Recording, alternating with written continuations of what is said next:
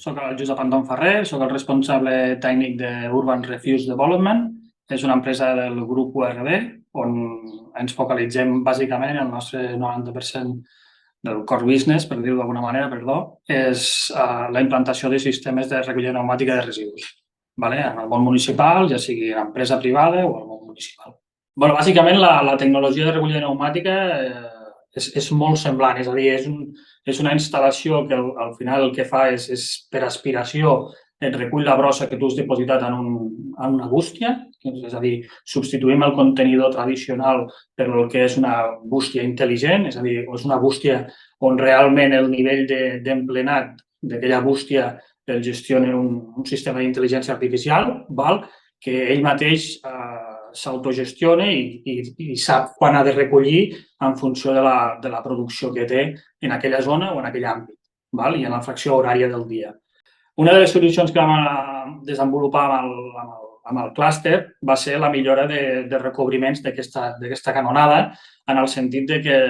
el ràtio de reciclatge de la gent s'està incrementant, però el percentatge d'impropis d'aquesta brossa continua sent bastant alt. Llavors, els materials a utilitzar a dia d'avui, que són una mica deficitaris en quant a la vida útil, perquè estem parlant d'unes instal·lacions que tenen una vida útil de 30-40 anys.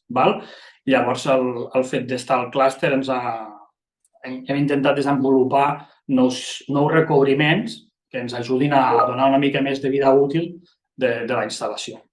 El 2030 la Unió Europea ha marcat un rati de reciclatge del 60% i penso que a dia d'avui a Espanya estarem sobre el 20 llargs 30, i el nou pla de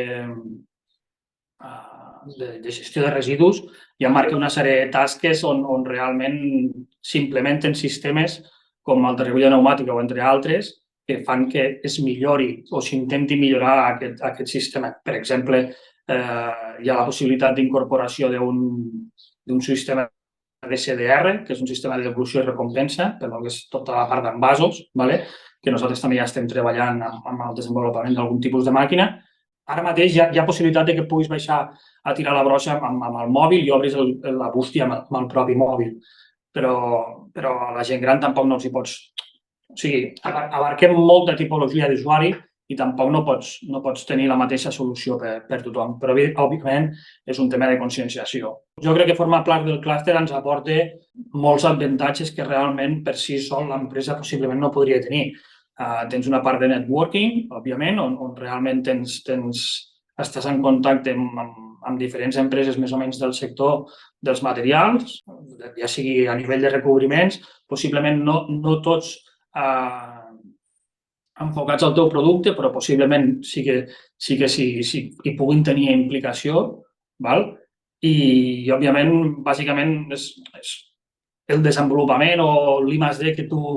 que segurament tothom voldria dins la seva empresa, la pots tenir una mica no externalitzada, perquè el clúster no fa a nivell d'I+D, però sí que et dona eines com per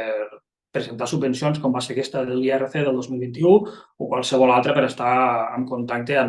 estar al dia, per dir-ho d'alguna manera, en el món dels nous materials que cada dia sorgeixen.